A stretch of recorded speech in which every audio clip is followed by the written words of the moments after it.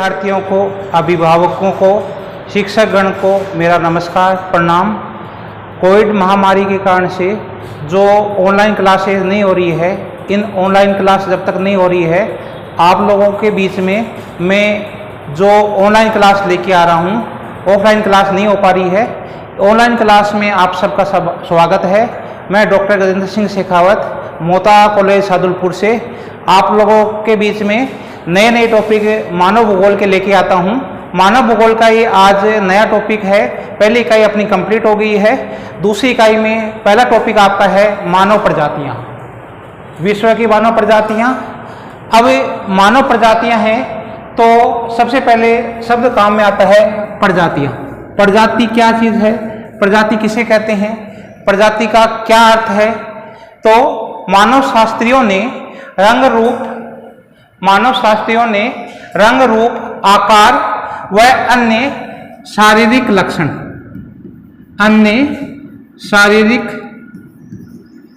लक्षणों के आधार पर मानव समूह को वर्गीकृत करने का प्रयास किया है। वैज्ञानिक और मानव शास्त्रियों के अनुसार प्रजाति जैवीय और प्राणी शास्त्रीय जो अवधारणा है, जो आपकी प्रजाति है, प्रजाति मानव शास्त्रियों के अनुसार और जो वैज्ञानिकों के अनुसार यह एक जैवीय और प्राणी शास्त्रीय अवधारणा है। इसके अनुसार जो शारीरिक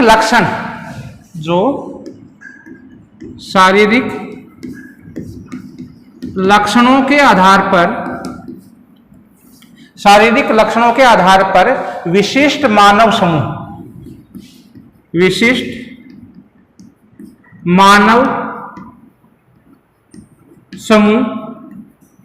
को ही क्या कह देते हैं अपन, प्रजाति कहा जाता है। जो जिनकी शारीरिक लक्षण के आधार पर विशिष्ट मानव समूह पाया जाता है, वही क्या हो गया आपका, मानव प्रजाति हो गया। यह शारीरिक लक्षण है उस मानव समूह में वंशानुगत, नई टर्म है वंशानुगत, पीढ़ी दर पीढ़ी आते रहते हैं शारीरिक लक्षण, और उसे जो प्रजाति विशेष के लक्षण आते रहते हैं उससे प्रजाति बन जाती है। तो यह शारीरिक लक्षण उस मानव समूह में वंशानुगत नई पीढ़ी में आते रहते हैं, नई पीढ़ी में आते रहते हैं, जाते रहते हैं, और प्रजाति के जो पहले वाली प्रजाति है उसके लक्षण ही समान उसमें आते रहते हैं, स्थानांतरित होते रहते हैं। ये शारीरिक लक्षण उस मानव समूह में वंशानुगत जो पीढ़ी दर पीढ़ी है, नई पीढ़ियों में स्थानांतरित होती रहती है, स्थानांतरित होती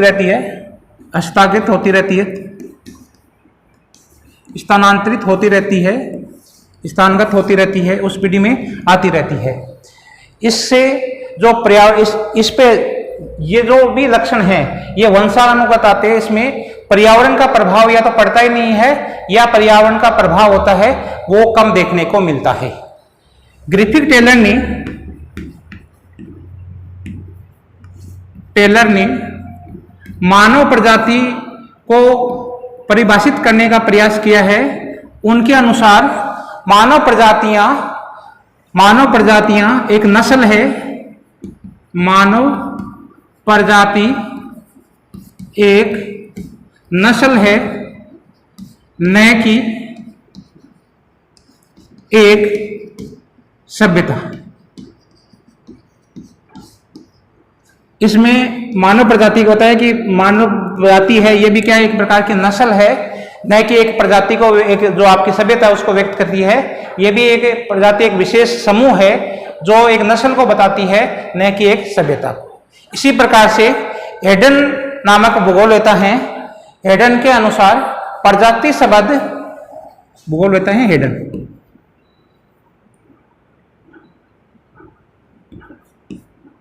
हेडन के अनुसार प्रजाति शब्द एक विशेष वर्ग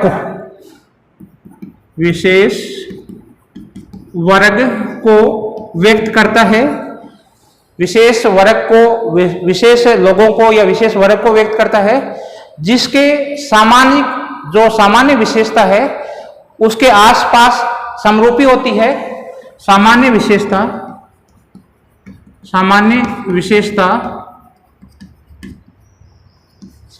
समरूपी होती है, जो समान पाई जाती है एक विशेष समूह में, जो कि एक जैविक नस्ल है, जो कि जैविक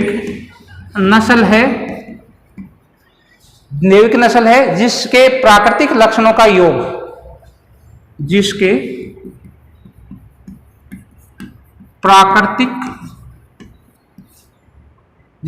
प्राकृतिक तत्वों का या प्राकृतिक लक्षणों का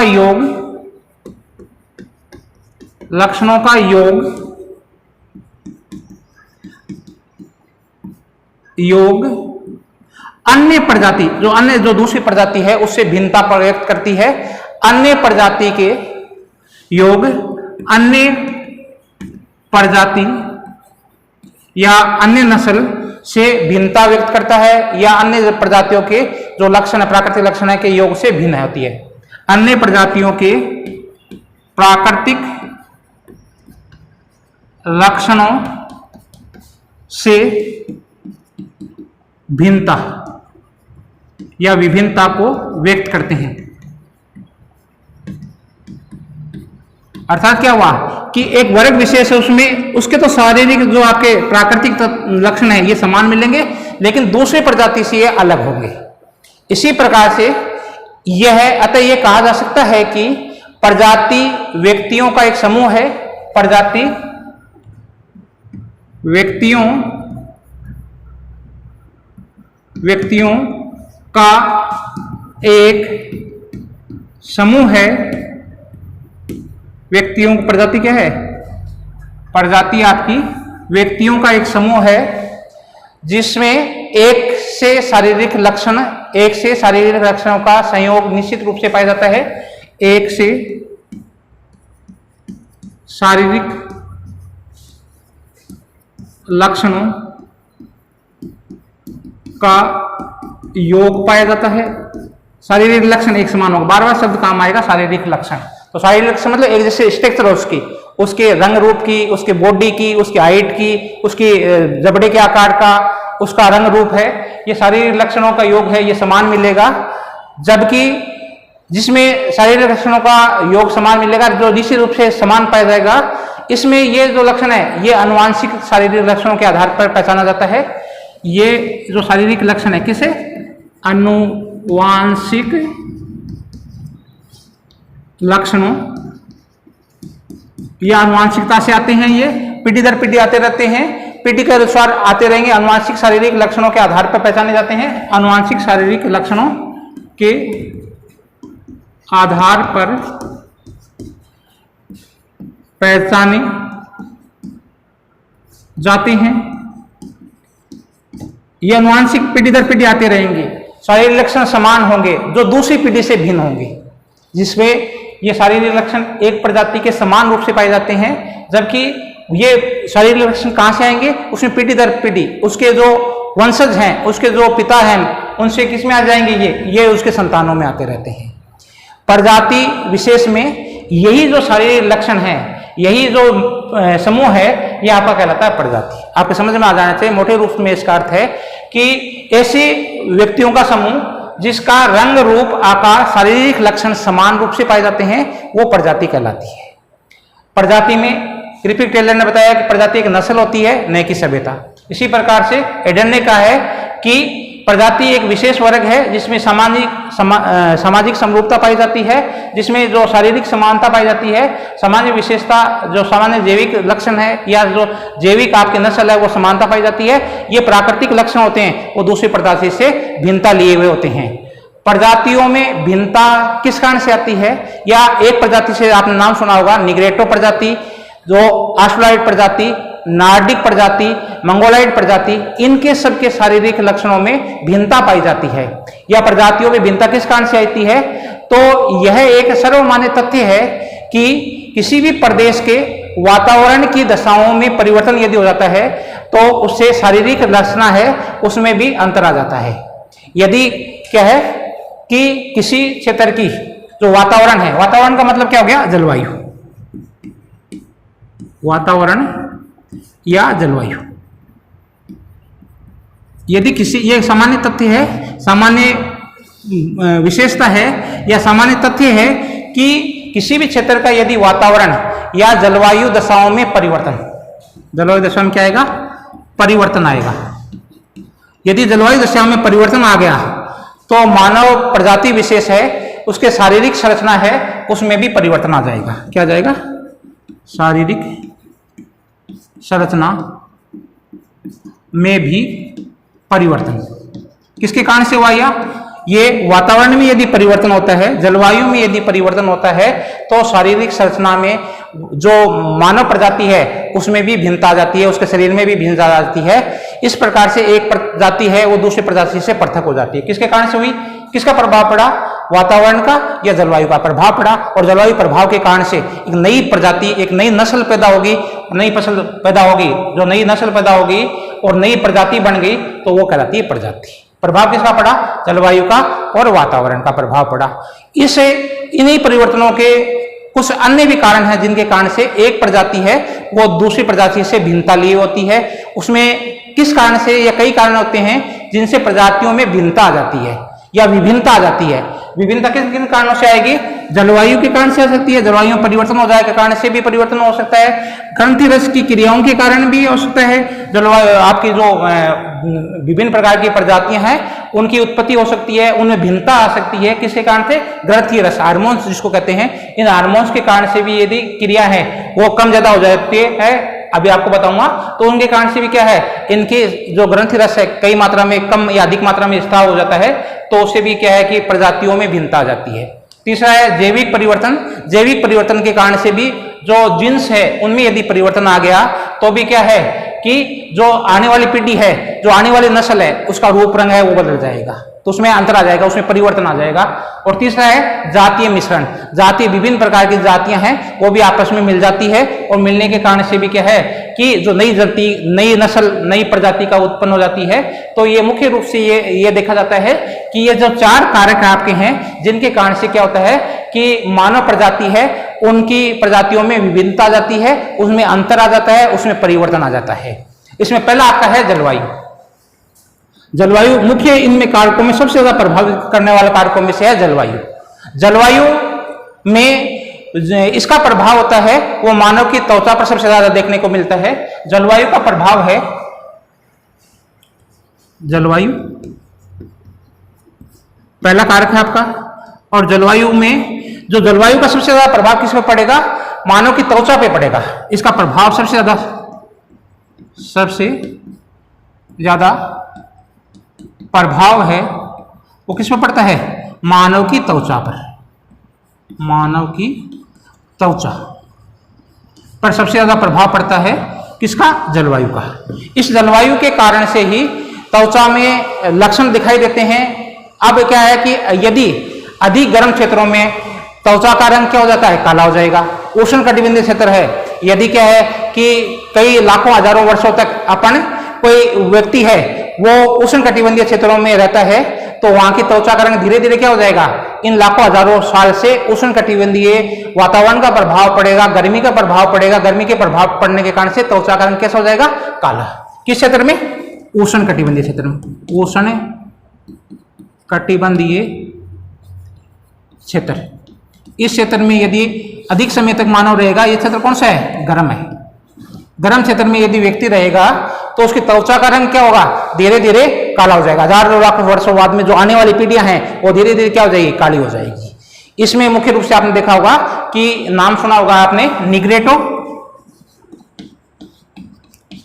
निग्रो ऑस्ट्रोलाइड, ये प्रजातियां हैं। ये सभी प्रजातियां उष्ण कटिबंधीय क्षेत्र में निवास करती है, गर्म क्षेत्र में निवास करती है, जिसके कारण से इनका रंग सबका किस प्रकार का पाया जाता है, इनका सबका रंग किस प्रकार का पाया जाएगा, इनका रंग काला पाया जाएगा सबका। किसका प्रभाव पड़ रहा है, जलवायु का प्रभाव पड़ रहा है। जलवायु क्या है, गर्म है, उष्ण है, और गर्म जलवायु होने के कारण से जो पिगमेंट हैं या जो इनके जो कण हैं, त्वचा के जो कण हैं, इन त्वचा के कणों में क्या होता है, निष्क्रियता आ जाती है और निष्क्रियता आ जाने के कारण से इनका रंग होता है वो काला हो जाता है। इसी प्रकार से इसी भांति जो शीत प्रदेश है, शीत प्रदेश के लोगों की काकेशियन प्रजाति के लोग रहते हैं। शीत प्रदेश में क्या है, काकेशियन प्रजाति के लोग हैं। इनकी त्वचा का रंग श्वेत या सफेद हो जाता है। किसके कारण से, जलवायु के कारण से। ठंड है तो वातावरण में जो वातावरण का त्वचा में जो रंग पाए जाते हैं, जो कण पाए जाते हैं, जो हार्मोन्स पाए जाते हैं, उनकी सक्रियता के कारण से क्या हो जाता है, इनका रंग है वो श्वेत हो जाता है, सफेद हो जाता है। इसी प्रकार से जलवायु के रंगों का प्रभाव पड़ रहा है, तो जलवायु की त्वचा का प्रभाव पड़ रहा है, त्वचा पे जलवायु का प्रभाव पड़ रहा है, रंग काला और गाढ़ा हो, आपका क्या हो रहा है, गोरा हो रहा है या आपका श्वेत हो रहा है। इसी प्रकार से जो जलवायु है ये मानवीय शरीर के जीवाणु रस, क्या है, जीवाणु रस, इस जीवाणु रस है इसको प्रभावित करता है, जिसको प्लाज्मा कहते हैं। प्लाज्मा,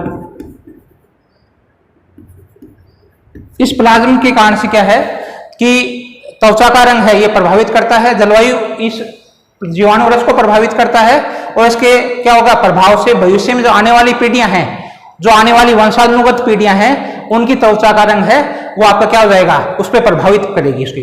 तो ये जलवायु का प्रभाव किस पे पड़ेगा, इस पे, इस प्लाज्मा पे पड़ेगा, जीवाणु रस पे पड़ेगा। और उस जीवाणु रस पे पड़ने के कारण से जो भविष्य में आगे आने वाली पीढ़ियां हैं, जो वंशानुगत पीढ़ियां हैं, जो वंशानुगत आगे आने वाली पीढ़ियां हैं, वंशानुगत आने वाली पीढ़ियों पर भी क्या है, इस रस के कारण से इस पर जलवायु का प्रभाव पड़ा। उस जलवायु के कारण से इस जीवाणु रस है या प्लाज्मा है, इस प्लाज्मा पर प्रभाव पड़ा और उससे आने वाली जो जनजाति है, प्रजाति है, उसमें क्या होगा कि उसके कलर में फर्क पड़ जाएगा, उसके रंग में, त्वचा में फर्क पड़ जाएगा, और त्वचा में फर्क पड़ जाएगा तो आने वाली प्रजाति है उसके रंगों में भिन्नता देखने को मिलती है। इससे एक प्रकार से जो आपका ऑस्ट्रेलिया, आपने नाम सुना होगा, ऑस्ट्रेलिया तथा पोलिनेशिया,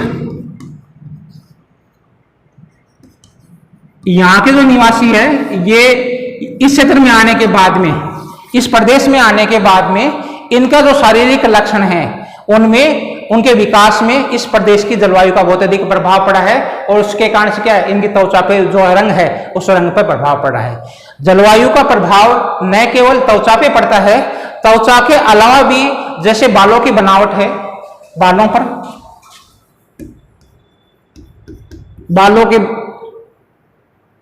बालों की बनावट पे पड़ता है, बालों के कलर पे पड़ता है, बालों के रंग पे पड़ता है। इसी प्रकार से आंखों के रंग पर भी पड़ता है, आंखों की जो पुतली है, आंखों के रंगों पर भी जलवायु का प्रभाव पड़ता है। सिर की आकृति पर भी प्रभाव पड़ता है, सिर की आकृति पर प्रभाव पड़ता है। जबड़े की बनावट है उस पर भी किसका प्रभाव पड़ता है, जबड़े की बनावट, इस पर भी किसका प्रभाव पड़ता है, जलवायु का प्रभाव पड़ता है।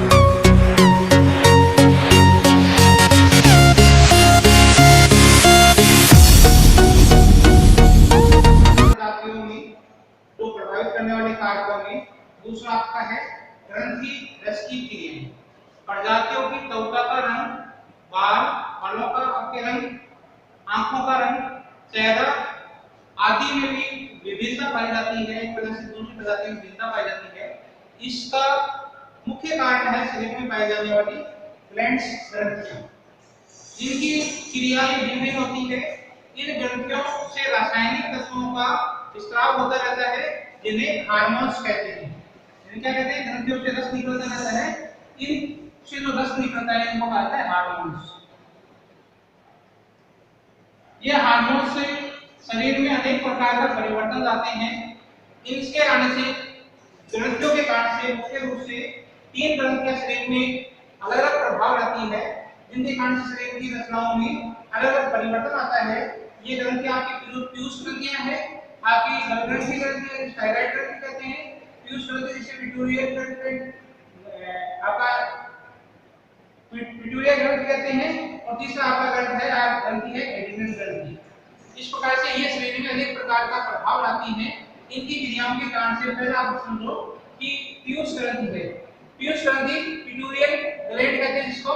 इस पिट्यूटरी ग्रंथि के कारण से इसकी क्रियाशीलता के ये सक्रिय हो जाती है, अधिक क्रियाशीलता के कारण से जो शरीर में काकेशियस प्रजाति के लोग होते हैं, कौन से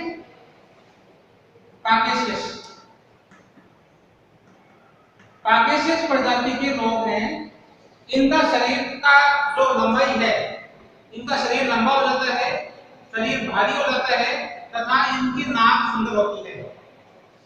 शरीर लंबा, भारी तथा सुंदर। नाक लंबी हो जाती है। प्रभाव किसका पड़ रहा है? इस पीयूष ग्रंथि का पड़ रहा है। पीयूष ग्रंथि यदि अधिक सक्रिय हो जाती है तो काकेशियस प्रजाति के लोगों के शरीर लंबा, भारी हो जाता है, शरीर लंबा भी होता है, भारी भी होता है, सुंदर दिखाई देते हैं तथा इनकी नाक होती है लंबी हो जाती है तथा इनकी ठोड़ी होती है वो आपकी लंबी होती है, ठोड़ी लंबी। अर्थात आपकी सुंदरता है, इनकी काकेशियस प्रजाति की सुंदरता बढ़ जाती है। किसे? इसे पीयूष ग्रंथि के रस के अधिक स्राव के कारण से। इसी प्रकार से विपरीत जो बल ग्रंथि है, थायराइड ग्रंथि है, इनके कम स्राव से, अल्प स्राव से, कम स्राव से जो मंगोलियन प्रजाति है, मंगोलियन प्रजाति के लोग होते हैं, इनका नाक, इनकी नाक और चेहरा चपटा हो जाता है तथा इनका जो कद है, इनकी जो लंबाई है वो कम होती है, कम लंबाई। इसका प्रभाव पड़ा, इस थायराइड ग्रंथि का प्रभाव पड़ा। थायराइड ग्रंथि से थायराइड जो हार्मोन्स है ये कम मात्रा में स्रावित हुआ और कम मात्रा में स्रावित हुआ तो मंगोलियन प्रजाति के लोग हैं जो हाइट में आपके कम हो जाएंगे, नाक और चेहरा चपटा हो जाएगा, ललाट बढ़ जाएगा, ललाट ये उभरा हुआ है। इसी प्रकार से तीसरी आपके एड्रिनल ग्रंथि है। इस एड्रिनल ग्रंथि के न्यून अधिक मात्रा में, न्यूनाधिक मात्रा में स्त्राव होने से जो त्वचा का रंग है, त्वचा के रंग पर प्रभाव पड़ता है। तो ये जितने भी आपको हार्मोन्स बताए, जितने भी जो ग्रंथि रस बताए, इनका भी अलग अलग प्रजातियों के बनावट में, शारीरिक रचना में अलग अलग प्रभाव पड़ता है, जिसके कारण से कभी इनका कद लंबा हो जाता है, कभी इनका कद कम हो जाता है।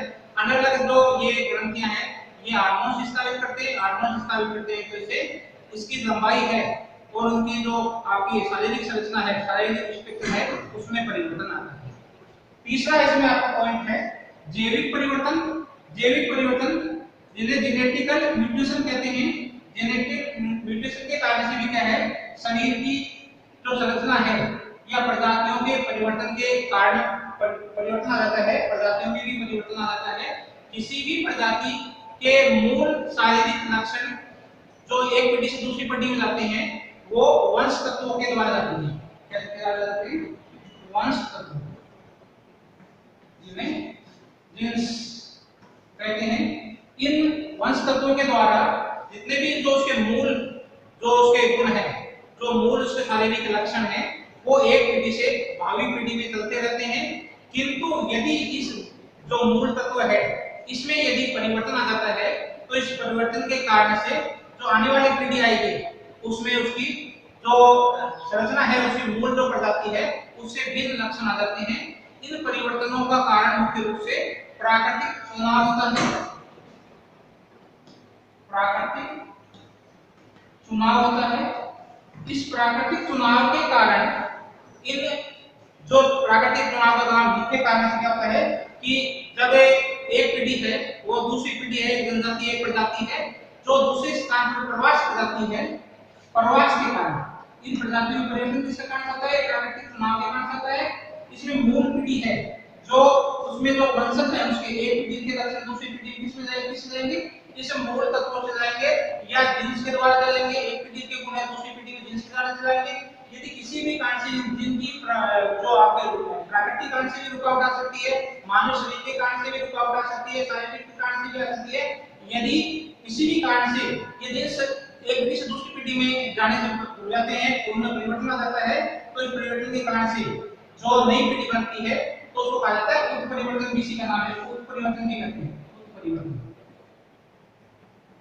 उत्परिवर्तन में क्या हो गया, जिसमें जिनका प्रवाह ये रुक जाए, किसी भी कारण से, शारीरिक कारण से रुक जाए या आपके प्राकृतिक कारण से, यदि इनका जिनका प्रवाह रुक जाता है तो जिनके प्रवाह के कारण से भी क्या होगा, आपका जो मूल तत्व है जीन्स है वो आगे पीढ़ी में जाएंगे और पीढ़ी जो भावी पीढ़ी आएगी उसमें परिवर्तन देखने को मिलता है।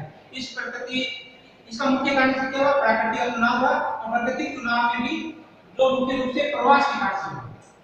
किसके कारण से हुआ, प्रवास के कारण से लोगों क्या है कि इसमें परिवर्तन आ गया, माइग्रेशन एक से दूसरे स्थान पर आते हैं। अब ये प्रवास है, कोई भी प्रजाति है वो अनेक कारण से करती है, या इस प्रवास के कारण से प्रजातियों में अनेक प्रकार और स्वभाव देखने को मिलता है। ये प्रवास आपका क्या है कि प्राकृतिक बाधा के कारण से यदि जलवायु में परिवर्तन हो गया, पहला तो क्या है इसके कारण से, यदि जलवायु में परिवर्तन, यदि जलवायु में परिवर्तन हो गया है तो वहां जो पीढ़ी जाएगी उसके शरीर में परिवर्तन हो जाता है। दूसरा, बदलते वातावरण के कारण से, बदलते वातावरण के कारण से, बदलते वातावरण के कारण से जो वातावरण की दिशा में जो लोग पूर्ण सामंजस्य स्थापित नहीं कर पाते हैं, पूर्ण सामंजस्य स्थापित नहीं हो पाता है, और पूर्ण सामंजस्य स्थापित नहीं हो जाने के कारण से भी जो प्रवास हुआ तो वहां की जो प्रजाति है उसमें अंतर देखने को मिलता है। इन दोनों बाधाओं के कारण से, क्या जलवायु परिवर्तन के कारण से या पूर्ण सामंजस्य स्थापित नहीं होने के कारण से, स्थापित नहीं होने के कारण से भी क्या है कि इन बाधाओं के परिणाम स्वरूप इन प्रजाति जब नए क्षेत्र में जाती है, नए क्षेत्र में जाने के कारण से जो निर्बल और रोगी लोग होते हैं, निर्बल और रोगी होते हैं वो पीछे छूट जाते हैं या उनको पीछे छोड़ दिया जाता है, और जो सबल लोग होते हैं, सबल लोग या जो स्वस्थ लोग होते हैं ये आगे बढ़ जाते हैं, और जो सुदृढ़ व्यक्ति होते हैं ये आगे की तरफ बढ़ जाते हैं। अतः जो जैविक परिवर्तन हुआ, अतः जो जैविक परिवर्तन हुआ, इस परिवर्तन के फलस्वरूप जो सुदृढ़ और सबल लोग हैं, सुदृढ़ लोग कहते हैं इनको, ये सुदृढ़ लोग हैं, और जो आपके स्वस्थ लोग हैं या मानसिक रूप से सुदृढ़ व्यक्ति हैं, वो उनका दृढ़ता से विकास होता है और वो नई प्रजाति बन जाती है या नई प्रजाति का विकास होता है।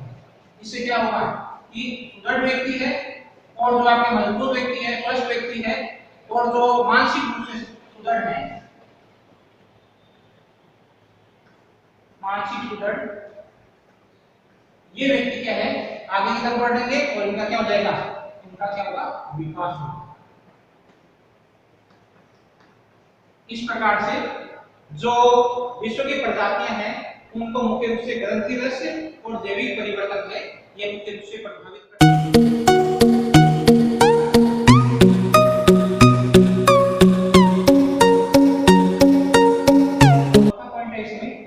जातीय मिश्रण में जब किसी प्रदेश की प्रजातियां स्थानांतरण या स्थायी रूप से बसने के लिए दूसरे क्षेत्र की ओर जाती है तो कालांतर में वहां रहने वाली अन्य जातियों से मिल जाती है। प्रजातियों के इस आपस में मिलने से पारस्परिक वैवाहिक संबंध, पारस्परिक वैवाहिक संबंध स्थापित हो जाते हैं, जिस कारण से प्रजातियों का आपस में मिश्रण से अनेक प्रजाति, नई प्रजाति का विकास होता है, नई प्रजाति बढ़ती है। अमेरिका में निग्रो और गोरे लोग, गोरे लोगों का मिश्रण। इसी प्रकार से आपका सूडान में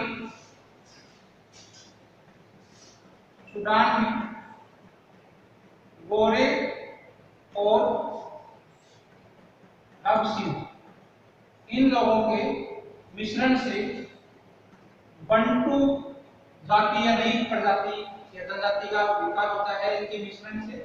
इस प्रकार से टेलर महोदय ने जो अपना प्रवास कटिबंध सिद्धांत, इन्हीं सब के कारण से जो प्रवास कटिबंध सिद्धांत है यह दिया था, यह इस सिद्धांत का प्रतिपादन इन्हीं आधारों को देखते हुए